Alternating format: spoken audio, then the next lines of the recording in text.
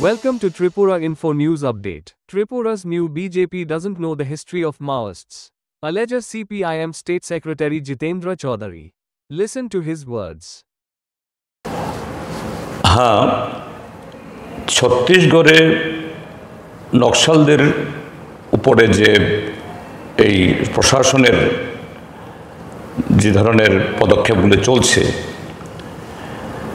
এবং তার যে সর্বশেষ অবস্থা সে সম্পর্কে সম্প্রতি আমাদের পার্টির পলিট ব্যুরো থেকে একটা বিজ্ঞপ্তি স্টেটমেন্ট জারি করা হয়েছে। এটা নিয়ে সর্বভারতীয় ক্ষেত্রেতে কোনো প্রতিক্রিয়া শাসক দলের তরফ থেকে বা সরকারের তরফ থেকে না থাকলেও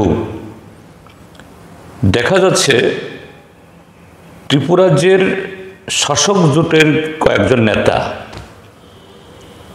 নানা ধরনের যে ভুল তথ্য, কুৎসা এবং উদ্দেশ্য প্রণোদিতভাবে নানা ধরনের মন্তব্য তারা করছেন এবং সর্বশেষ গতকাল কি পরশুদিন ভারতীয় জনতা পার্টি দলের রাজ্য সভাপতি এবং বর্তমান রাজ্যসভার সাংসদ রাজীব ভট্টাচার্য মহোদয়ও অত্যন্ত আপত্তিজনক কিছু মন্তব্য তিনি করেছেন। আমি ত্রিপুরা রাজ্যের জনগণের জ্ঞাতার্থে তাদের উদ্দেশ্যই তো হলো ত্রিপুরা রাজ্যের জনগণকে বিভ্রান্ত করা। আমাদের জাতীয় স্তর থেকে দিল্লি থেকে এই বিবৃতি দেওয়া হয়েছে। ভারতীয় জনতা পার্টির জাতীয় স্তর থেকে এই বিবৃতির কোনো কাউন্টার করা হয়নি, ভারত সরকারের তরফ থেকে বা ছত্তিশগড় সরকারের তরফ থেকেও।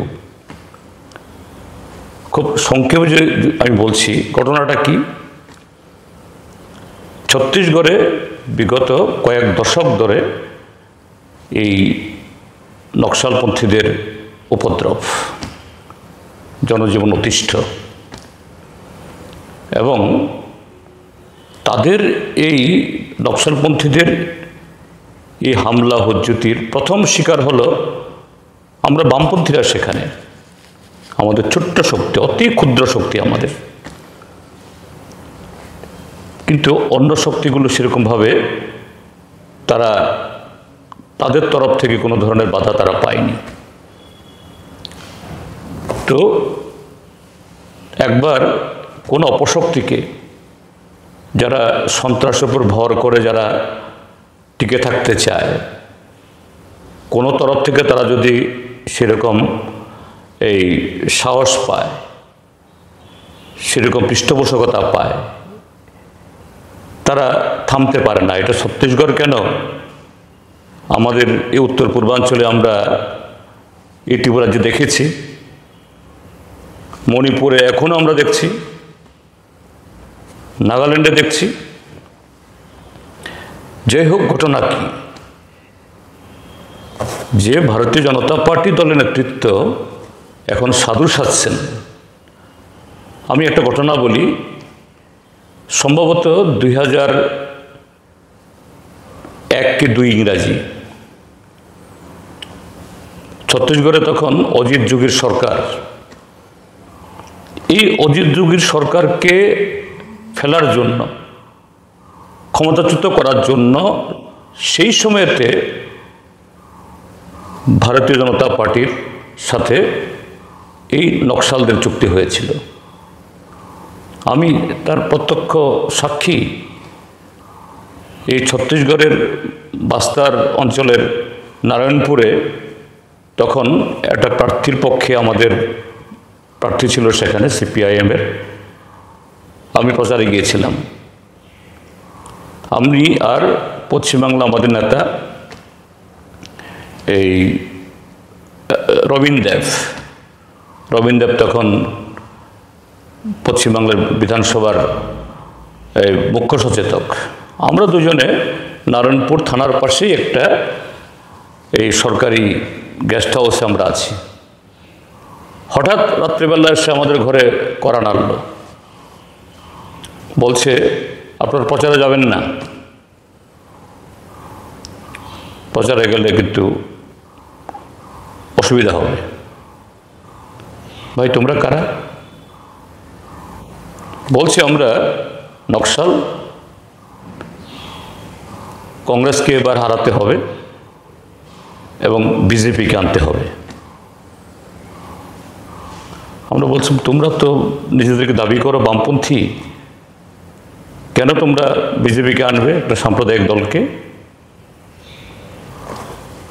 এ হলো একটা টুকরো ছবি আমি বললাম। তারপর পরবর্তী সময়েতে একটা ঘটনা ঘটেছে।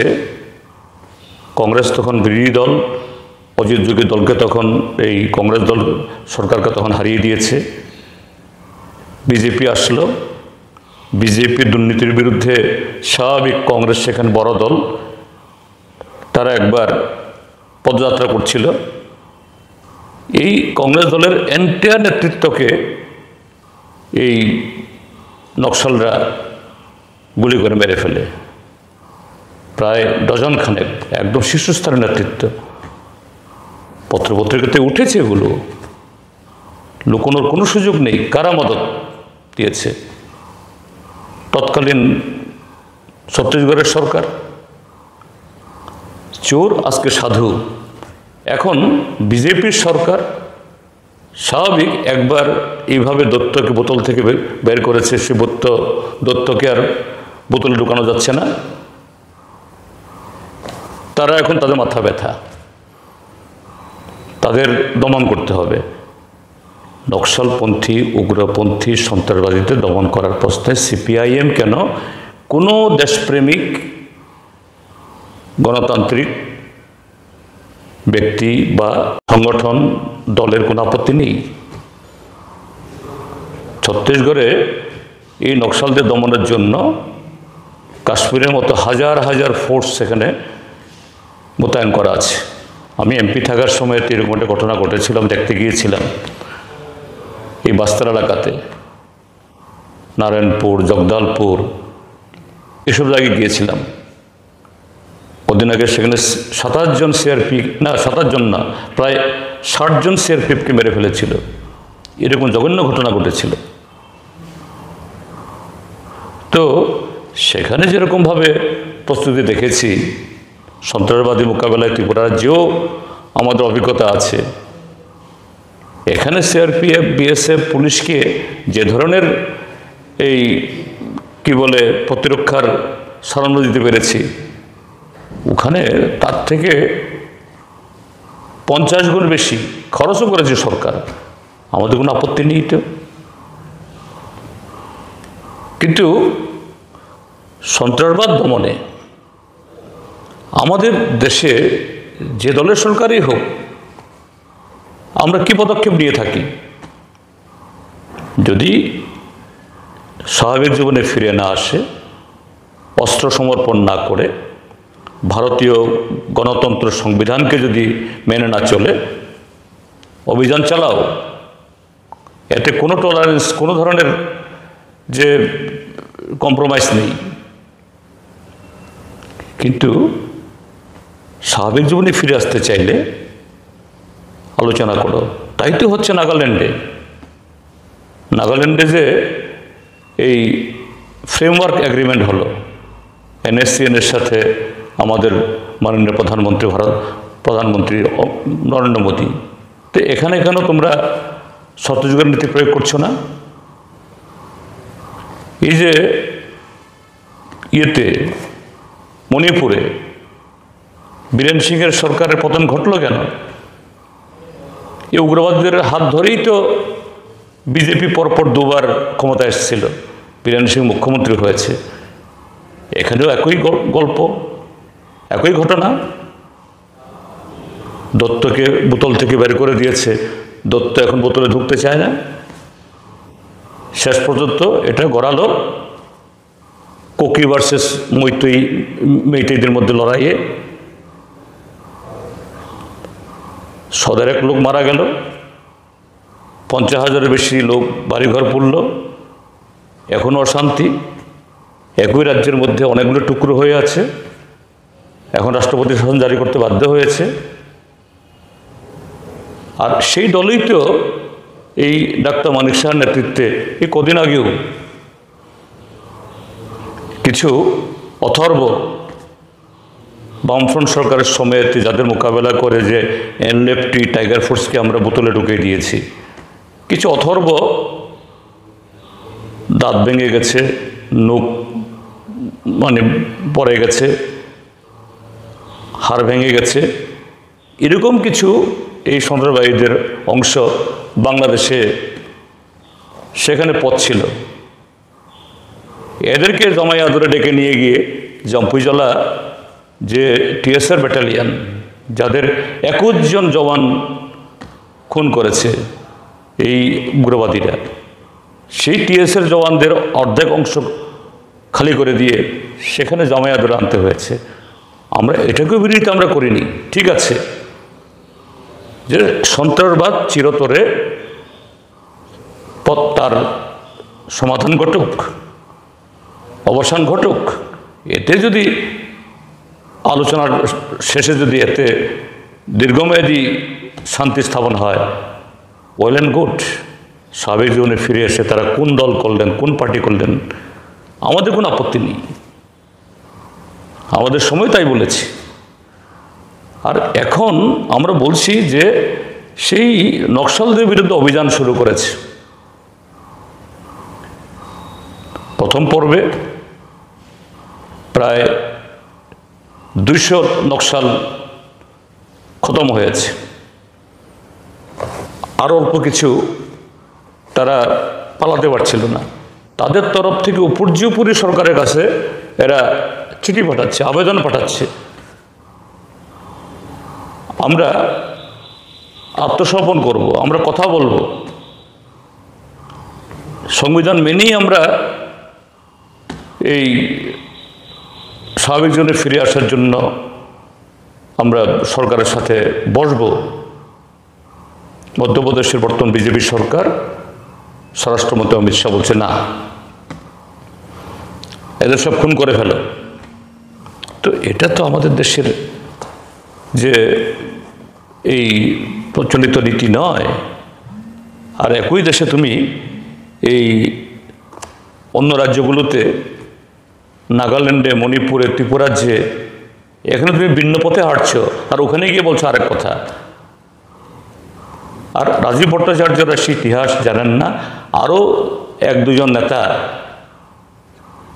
যাদের এই সমস্ত ইতিহাস সম্পর্কে কোনো জ্ঞান নেই, ওরা বলছে সিপিএমরা এই সংবিধান মানে না, নকশালদের প্রতি দরদ।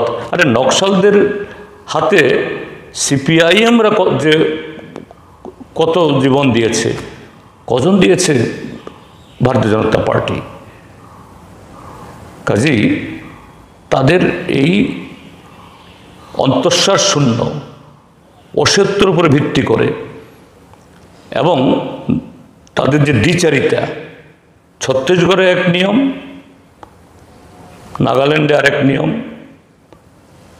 মণিপুরে এক নীতি, ত্রিপুরা এক নীতি, এটা তো সুবিধাবাদী। অর্থাৎ বিজেপিকে ভোটে জেতার জন্য সাহায্য করলে যা খুশি করো, সংবিধান পোড়াও, আগুন লাগাও, আর বিজেপির সাহায্য না আসলে এটা চলবে না।